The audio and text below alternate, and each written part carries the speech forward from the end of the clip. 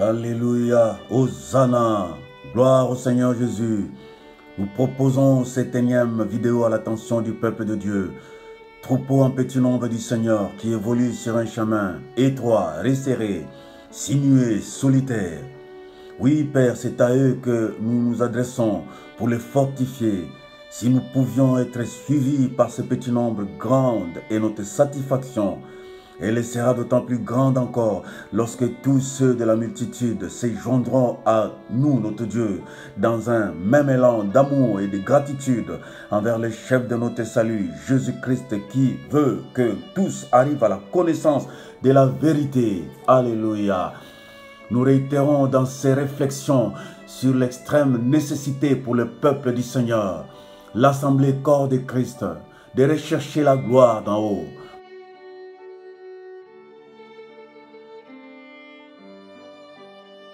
Par opposé à la gloire du monde. Nous n'avons de cesse de parler de l'adversaire, le diable, qui est un chasseur abstrait, discret, toujours à l'affût, tendant des pièges. Son but est donc de désacraliser, d'essuyer, d'éloigner de la présence du Seigneur. C'est un oiseleur d'une intelligence mensongère, supérieure, corrompue et destructrice. Il a réussi à ébranler Adam et Ève, pourtant fréquemment visités dans les parcs d'Éden par les créateurs. Que dire, peuple de Dieu? Un authentique homme de Dieu ne s'inquiétera pas de savoir si, en priant pour des cas particulièrement difficiles, il y aura forcément des manifestations du surnaturel ou du miracle. Non. La vie d'un homme de Dieu est d'ores et déjà un miracle, un mystère. Donc, toute parole déclarée par un allié de Dieu a d'impact, fait bouger dans les surnaturels. Jésus s'adressa à un figuier en ces termes: que jamais figue ne naisse de toi. Simple parole, n'est-ce pas?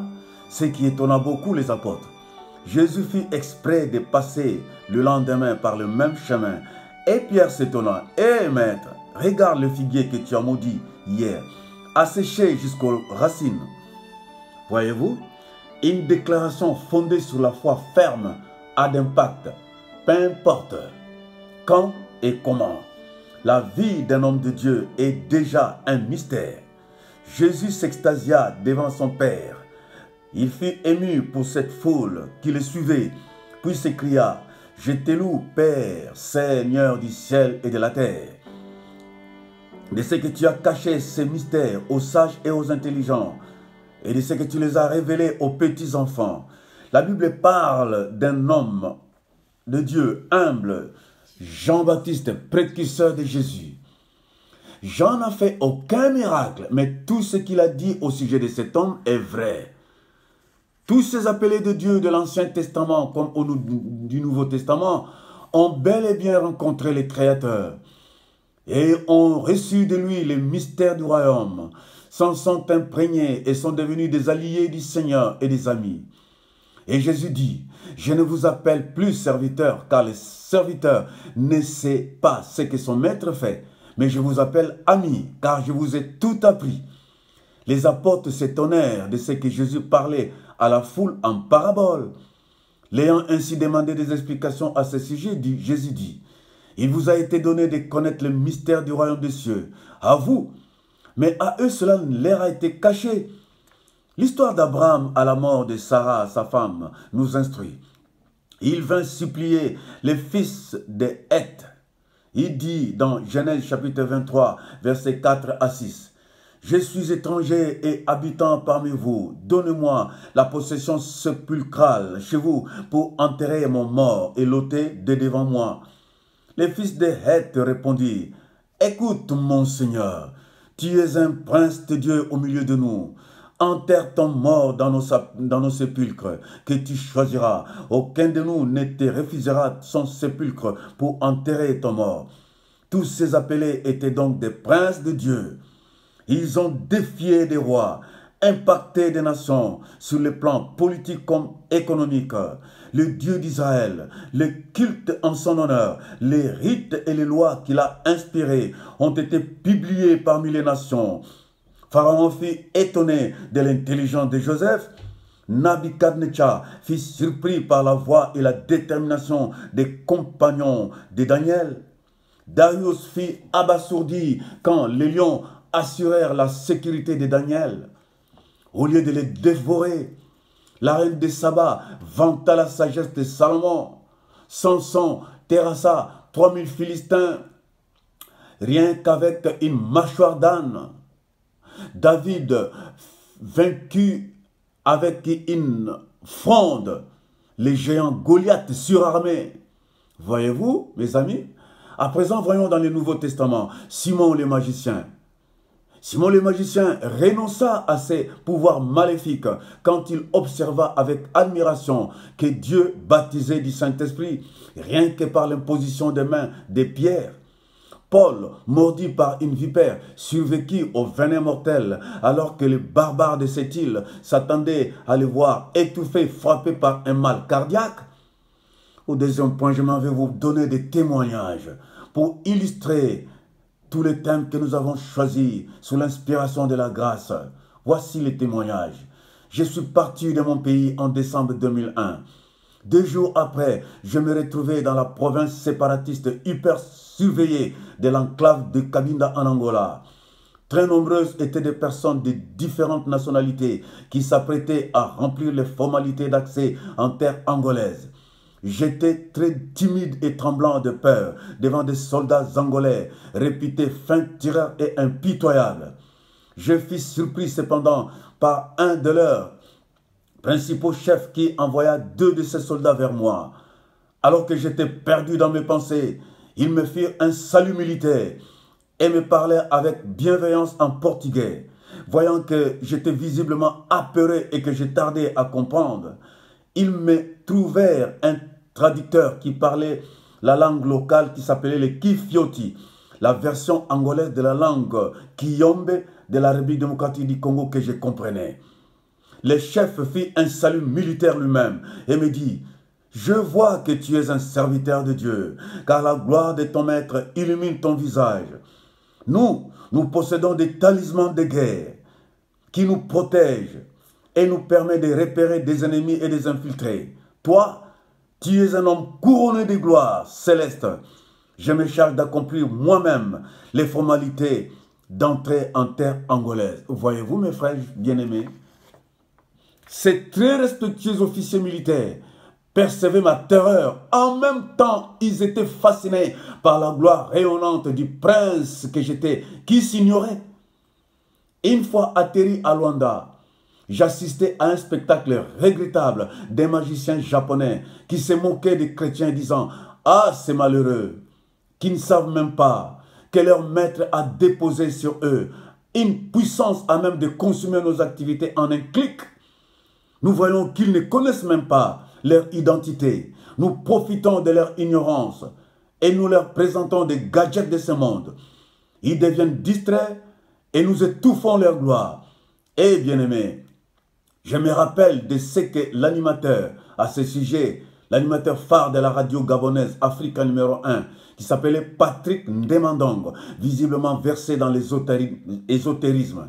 Il disait ceci: « Tout ce qui se fait sur la terre, mes amis, est destiné à distraire les chrétiens et à leur faire oublier la notion de Dieu, de la foi et de l'éternité. » Maintenant, écoute ce que Rahab, la prostituée de Jéricho, a déclaré aux 2 espions qu'elle a recueillis chez elle pendant la conquête et l'ébranlement de la muraille de Jéricho. Elle disait ceci: « L'Éternel, je le sais, vous a donné ce pays. La terreur que vous inspirez nous a saisis et tous les habitants du pays tremblent devant vous, car nous avons appris à votre sortie d'Égypte que l'Éternel a mis à sec devant vous les eaux de la mer Rouge et comment vous avez traité les 2 rois puissants des Amoréens, Sion et Og. Nous l'avons appris et avons perdu tout courage et tous nos esprits sont abattus à votre aspect, car c'est l'Éternel qui est Dieu en haut dans les cieux et en bas sur la terre. » Voyez-vous, cette déclaration de Rahab, la prostituée, équivaut à la crainte que suscite tout enfant de Dieu, dépositaire du Saint-Esprit. Sa présence bloque et paralyse les agents du diable, rendant ainsi nul tout leur arsenal militaire. Christ, chef de l'armée céleste, chef de l'Église, a ses soldats. Il est le chef des chrétiens.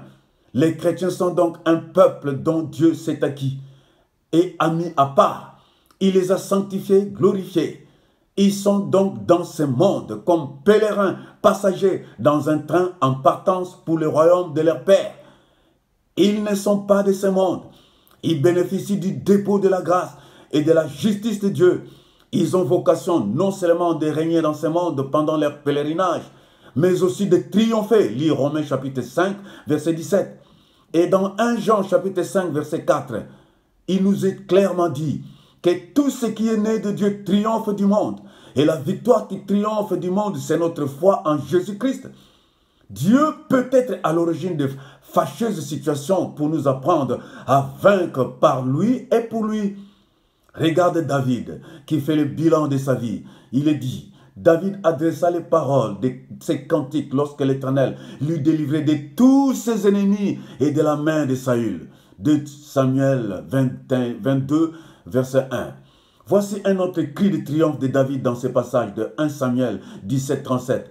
Et David dit, l'Éternel qui m'a délivré de la griffe du lion et de la patte de l'ours, me délivrera aussi de la main de ces Philistins. Chrétien, tu es le parfum de vie. Les caractères et la personnalité du Christ, le bon maître, sont imprégnés sur ta personne. Hosanna, gloire à toi Seigneur. Reviens donc, nous t'attendons. De toute façon, la terre est une résidence temporaire. Nous aspirons à cette demeure éternelle. Nous subissons des assauts répétés du diable. Lui là, il sait qu'il lui reste peu de temps. Il ne veut pas aller seul dans les ténèbres du dehors, dans le feu de la gêne. Il a infiltré les couples pastoraux, les familles chrétiennes, les églises, les ministères, les assemblées où pilulent à ces jours des faux prophètes, des faux cardinaux, hommes insatiables, avides, cupides, vicieux, n'ayant ni l'apparence de la piété, ni la moindre éthique de la pratique sacerdotale. Bien-aimé, c'est à Antioche, capitale de la Syrie romaine, que pour la première fois, les disciples de Jésus-Christ furent appelés des chrétiens, voyant leur manière, leur caractère, leur personnalité, qui ressemblait étrangement à celui de leur maître Jésus-Christ de Nazareth, le Fils de Dieu. À présent, nous allons intercéder. Baissez la tête et suis cette prière dans ton cœur. Glorieux Père Céleste, tu as envoyé sur la terre ton unique Fils qui est la parole. Il a revêtu le corps. C'est Emmanuel, parfaitement homme et aussi totalement Dieu. J'ai bien écouté que je suis un mystère. Tu m'as baptisé du Saint-Esprit qui me fait vivre de ta parole.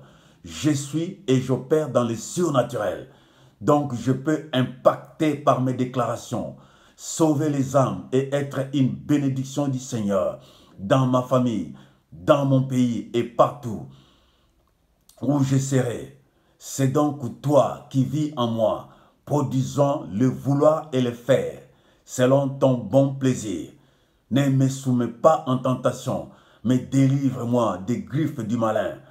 Alors, passager et demeurant dans cette habitation temporaire, je vivrai pour toujours dans la cité céleste, préparée pour moi et pour tous ceux qui se sont accordés avec toi pendant leur vaniteuse existence terrestre. Jésus, Maître, je te désire. Amen, Amen, Amen. Que le Maître Jésus visite vos familles, vous accorde d'abondantes bénédictions. N'hésitez pas de m'accompagner, de m'encourager et de prier 1 ou 2 minutes pour moi. J'en ai grandement besoin. Que le Seigneur mon Dieu vous bénisse abondamment. Abondamment.